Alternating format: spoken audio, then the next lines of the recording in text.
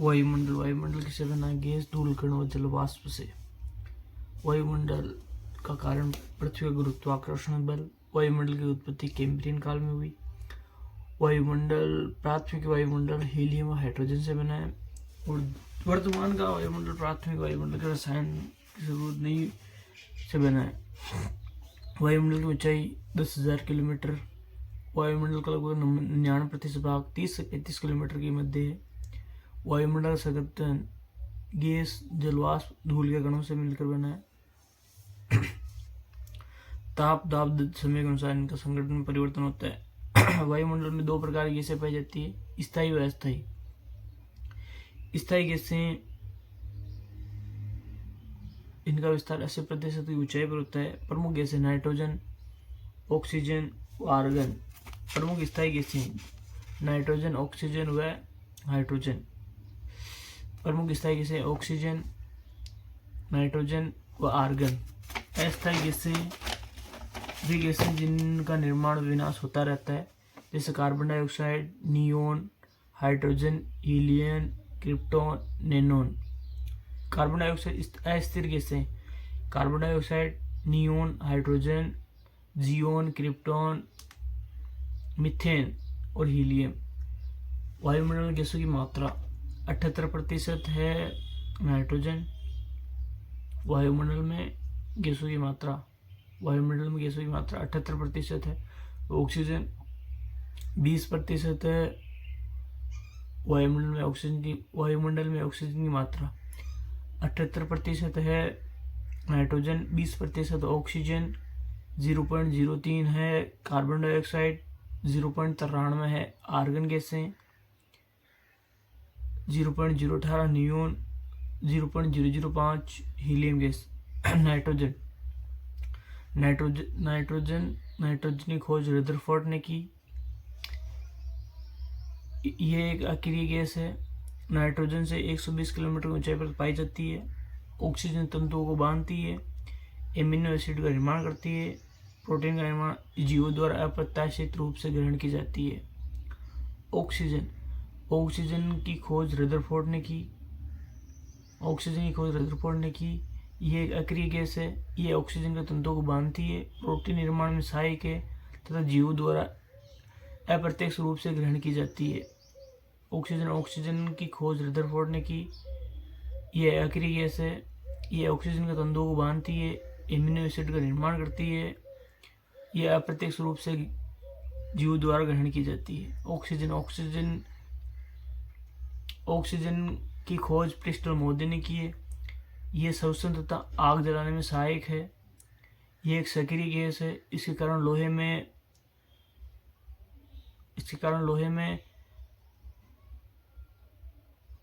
संश्लेषण होता है, वो लोहे में जंग लगता है। ऑक्सीजन की खोज प्रिस्टल मोदी ने की। ये आग जलाने तथा श्वसन में काम आती है। ऑक्सीजन के कारण लोहे में जंग लगती है। ऑक्सीजन ये प्रत्यक्ष रूप से ग्रहण की जाती है। ये सक्रिय गैस है। ऑक्सीजन की खोज प्रिस्टल मोदी ने की। ये आग जलाने व श्वसन में सहायक है। ये एक सक्रिय गैस है। इसके कारण लोहे में जंग लगता है। कार्बन डाइऑक्साइड सौर विकिरणों द्वारा पारदर्शित है, लेकिन पार्थिव ये कार्बन डाइऑक्साइड ये ग्रीन हाउस गैस है। 90% ऊंचाई तक पाई जाती है। कार्बन डाइऑक्साइड का उपयोग आग बुझाने में किया जाता है। पौधों के प्रकाश संश्लेषण व अक्रिय गैस है। कार्बन डाइऑक्साइड यह आग बुझाने में सहायक है। प्रकाश संश्लेषण की प्रक्रिया में काम आती है। ये अक्रिय गैस है।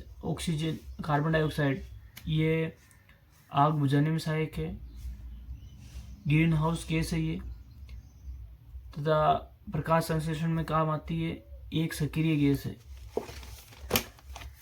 ओजोन वायुमंडल में सर्वाधिक 12 से 35 किलोमीटर की ऊंचाई पर पाई जाती है। सूर्य से आने वाली पराबैंगनी किरणों से बचाती है। ओजोन को पृथ्वी का रक्षा कवच कहा जाता है। यह उष्ण व शीतोष्ण कटिबंध क्षेत्र में पाई जाती है। आर्गन ये एक अक्रिय गैस है। ओजोन छिद्र की खोज फोरमैन महोदय ने की। इसका उपयोग बल्ब व वेल्डिंग कार्य में किया जाता है। आर्गन की इकाई डोप्सन में मापी जाती है। जलवाष्प पृथ्वी पर प्राथमिक हरितगृह प्रवाह गैस जलवाष्प कहलाता है। वायुमंडल का अस्थायी व परिवर्तनशील घटक है।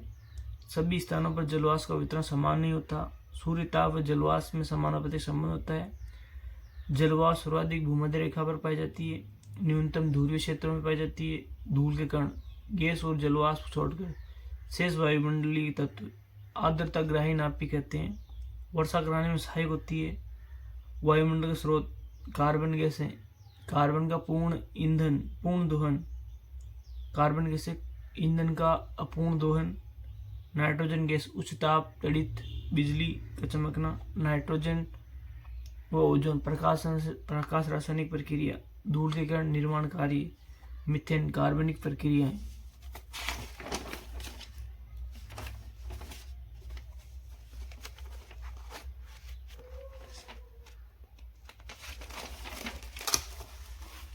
वायुमंडल की संरचना। वायुमंडल को सर्वप्रथम मेसन महोदय ने प्रस्तुत की। पृथ्वी के चारों ओर वायुमंडल की 3 परतें हैं। वायुमंडल रचना। वायुमंडल आयनमंडल, मध्यम मंडल, समताप मंडल। शोभ सीमा, इसे ट्रोपोस्फीयर कहते हैं। ट्रोपोस्फीयर ग्रीक भाषा का शब्द टिजरेंस डिबर्ट द्वारा दिया गया। सौर मंडल की सीमा, औसत सीमा 13 किलोमीटर। सौर मंडल की सीमा 13 किलोमीटर। भूमध्य रेखा पर 18 किलोमीटर। भूमध्य रेखा पर ऊंचाई 18 किलोमीटर। दूरों पर 8 किलोमीटर।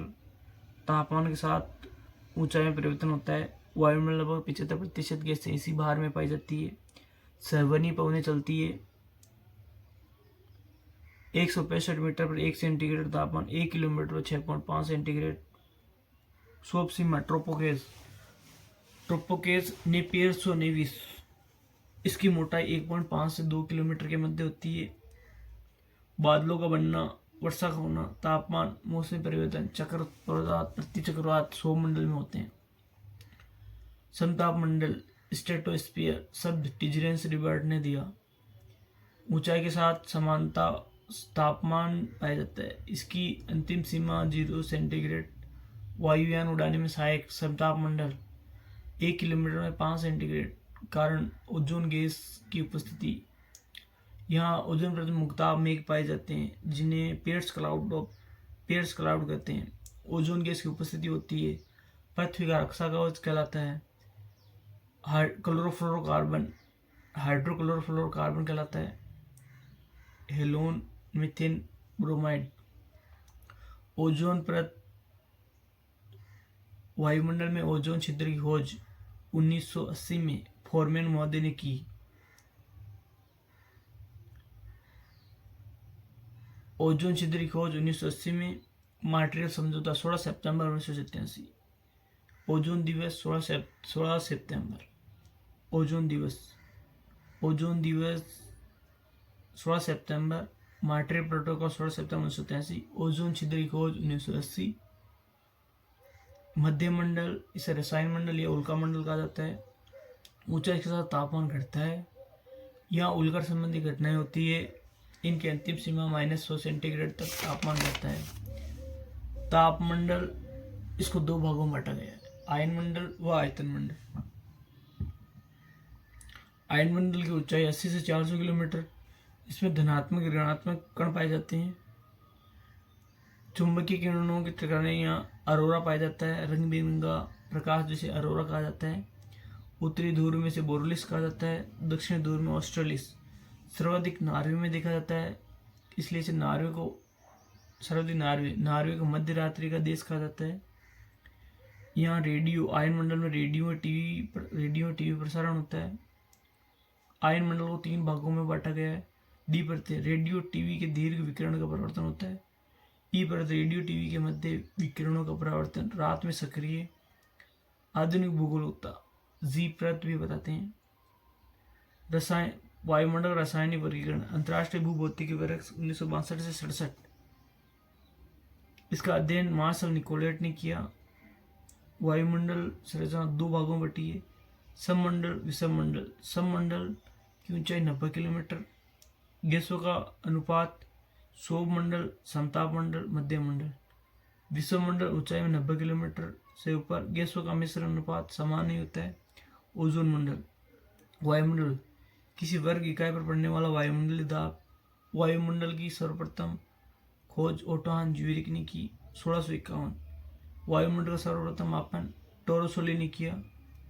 वायुमापी यंत्र बैरोमीटर। सर्वाधिक वायुदाब समुद्र जल में 1013.25 1 वर्ग इंच 14.5 पौंड 1 वर्ग सेंटीग्रेड 2.7 किलोमीटर। ऊंचाई के साथ वायुदाब घटता है 10 सेंटीमीटर से 1 मिलीबार। सर्वाधिक जानकारी पास्कल महोदय 3 मीटर 34 MV 5 किलोमीटर 50% वायुदाब। पृथ्वी पर सर्वाधिक वायुदाब रिकॉर्ड अगाथा रूस। पृथ्वी पर समान वायुदाब वाली रेखा को सम वायुदाब रेखा द्वारा बांटा गया है। हम्बोल्ट महोदय द्वारा सम वायुदाब रेखा का वर्गीकरण किया गया है।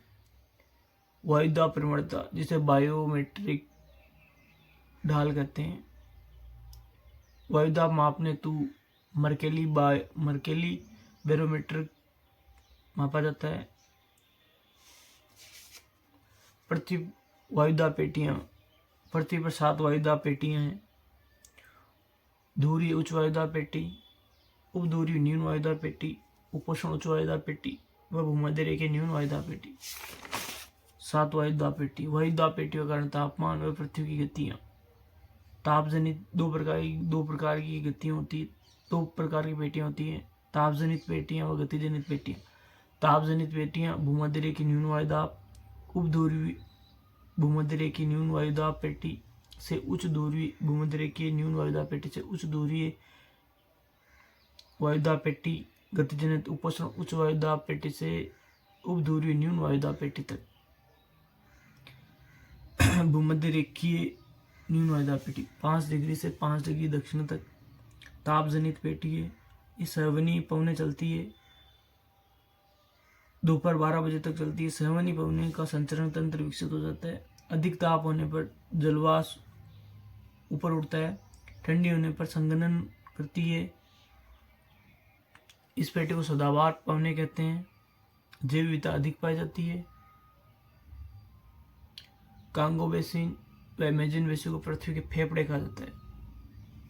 यह सवनी पवनी चलती है, जिन्हें शांत व डोलड्रम पेटी कहते हैं। उपोषण उच्च वायुदाब पेटी, ये 30 से 35 दक्षिणी अक्षांश।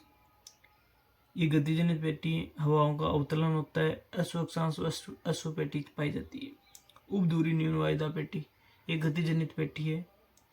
60 से 65 उत्तर व दक्षिणी अक्षांश। ये पेटी स्पष्ट रूप से दक्षिण गोलार्ध में। उपधुरी उच्च वायुदाब पेटी 85 से 90 उत्तरी व दक्षिणी अक्षांश। वायुदाब पेटी का स्थानांतरण 21 जून तो 22 दिसंबर। कोरियोलिस बल हवा से विक्षेपी बल है। दिशा परिवर्तन होना, सर्वप्रथम अध्ययन कोरियोलिस ने किया। पृथ्वी की घूर्णन गति के फलस्वरूप पवनों की दिशा में बदलना, सर्वाधिक दूरों पर, न्यूनतम भूमध्य रेखा पर। यह बल सिर्फ पवनों पर कार्य करता है, गतिशील कार्य करता है। इसका मान sin थीटा से निकालते हैं। पवनों की दिशा में परिवर्तन। फेरल महोदय आधार कोरियोलिस बल।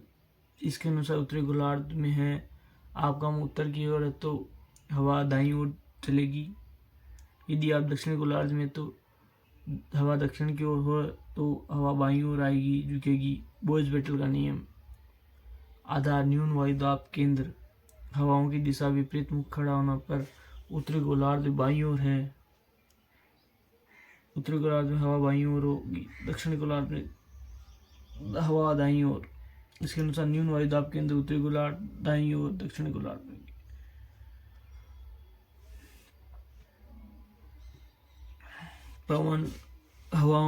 पवनों की दिशा का मापने का यंत्र विंड मैप। विंड वेन पवनों की दिशा मापने का यंत्र। पवनों की दिशा विंड वेन पवनों की दिशा का मापना। पवनों की गति का मापन एनीमोग्राफ, एनीमोमीटर। पवन की गति का सूचकांक एनीमोग्राफ। पवनों की दिशा व गति की मात्रा मीटर ग्राफ। एक में स्पाइरल। पवन परिसंचरण तंत्र के प्रकार। पवन परिसंचरण के प्रकार प्राथमिक, द्वितीय, तृतीय। स्थायी, सनातनी, गृही, व्यापारिक पछुआ पवने, चक्रवात, प्रति चक्रवात, मौसमी पवने। तृतीय परिसंचरण तंत्र स्थायी व गर्म व ठंडी पवने। प्राथमिक परिसंचरण तरंगी, स्थायी, सनातनी, गृही पवने, व्यापारिक पवने। इनका उपयोग व्यापारिक कार्यों के होने का कारण होता है। इनकी स्थिति उपोषण उच्च वायुदाब पेटी से भूमध्य रेखीय न्यून वायुदाब पेटी तक होता है।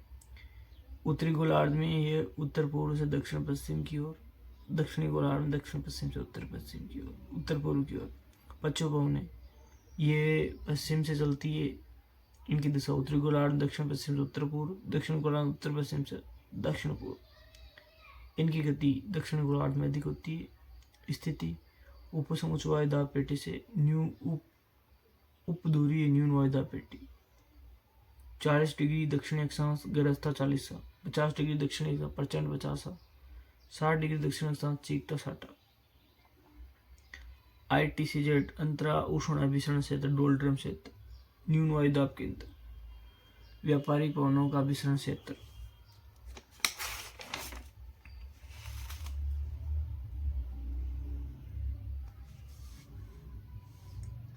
वायुमंडल का एक कोशीय सिद्धांत हेडली महोदय। त्रिकोशीय सिद्धांत या पवन परिसंचरण सिद्धांत फेरल महोदय। हेडली कोश व्यापारिक पवनों पर कार्य करता है। फेरल कोश पछुआ पवनों पर, ध्रुवीय कोश ध्रुवीय पवनों पर। जेट स्ट्रीम इनकी दिशा पश्चिम से पूर्व होती है। जेट स्ट्रीम की दिशा पश्चिम से पूर्व होती है। ये विसर्पाकार होती है। 30 से 35 डिग्री अक्षांश के मध्य चलती है। ये दरअसल से 6 से 12 किलोमीटर की ऊंचाई पर चलती है। शीतकाल में सर्वाधिक प्रभावी होती है जेट स्ट्रीम। 4 अवस्था में होती है। ये सीधी एकदम सरल होती है। पश्चिम धारा, द्वितीय अवस्था रोसवी धारा जो कि लहरदार होती है। रोसवी लहर। और चौथी अवस्था में चक्रवात प्रति चक्रवात। द्वितीय परिसंचरण तंत्र चक्रवात प्रति चक्रवात, मौसमी पवने, मानसूनी पवने। चक्रवात क्या है? चक्रवात हवाओं का चक्रीकरण। चक्रवात के केंद्र में न्यून वायुदाब व बाहर उच्च वायुदाब में होता है। इसमें हवाएं बाहर से अंदर की ओर चलती है, परिधि से अंदर की ओर चलती है। हवाएं केंद्र से ऊपर उठती है। इसमें ऊपर चक्रवात प्रति चक्रवात होती है। दिशा उत्तरी गोलार्ध दक्षिणी गोलार्ध। प्रति चक्रवात, चक्रवात के ऊपर चक्रवात प्रति चक्रवात कहलाता है।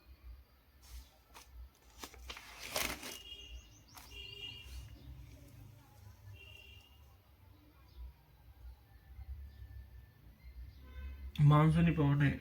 मानसून अरबी भाषा शब्द मुस्लिम से बना है। मानसून शब्द का सर्वप्रथम प्रयोग हिप्पोलस महोदय ने किया। मानसून शब्द का सर्वप्रथम प्रयोग हिप्पोलस महोदय ने किया। मानसून का सर्वप्रथम अध्ययन अल मसूदी ने किया। मानसून शब्द का सर्वप्रथम प्रयोग हिप्पोलस महोदय ने किया। मानसून का अध्ययन अल मसूदी ने किया। मानसून उत्पत्ति सिद्धांत तापीय शास्त्रीय सिद्धांत, गतिक सिद्धांत व नवीन सिद्धांत। तापीय सिद्धांत का प्रतिपादन एडमंड हेडली ने किया। यह सिद्धांत सौर ताप की प्राप्ति की संरचना पर आधारित है। इसमें 2 प्रकार होते हैं, ग्रीष्मकालीन और शीतकालीन। ग्रीष्मकालीन सूर्य के उत्तरायण होने पर उत्तरी गोलार्ध में न्यून वायुदाब बनता है, तो दक्षिण गोलार्ध में उच्च वायुदाब होता है, जिसके फलस्वरूप दक्षिण से उत्तर में हवाएं चलती हैं तथा इनकी दिशा दक्षिण पश्चिम से उत्तर पूर्व होती है। शीतकाल सूर्य के दक्षिण होने पर दक्षिणी गोलार्ध में उच्च न्यून वायुदाब से उत्तरी गोलार्ध में उच्च वायुदाब होता है तथा हवाएं उत्तर से दक्षिण की ओर चलती है और उत्तर पूर्व से दक्षिण पश्चिम की ओर जाती है। गतिक सिद्धांत फ्लोन महोदय ने दिया। फ्लोन महोदय ने मानसून की उत्पत्ति के परिक्रम में गति कारण वायुदाब पेटी में स्थानांतरण हुआ है। सूर्य के उत्तरायण होने पर ITCZ उत्तर से 30 डिग्री तथा सूर्य के दक्षिण होने पर ITCZ दक्षिण में 30 डिग्री तक होता है, जिससे न्यून वायुदाब का केंद्र बनता है। यहाँ आईटी शेड पवनों को आकर्षित करता है जिन्हें मौसमी पवने कहते हैं। नवीन संकल्पना मोनेक्स 1973 भारत मानसून अभियान।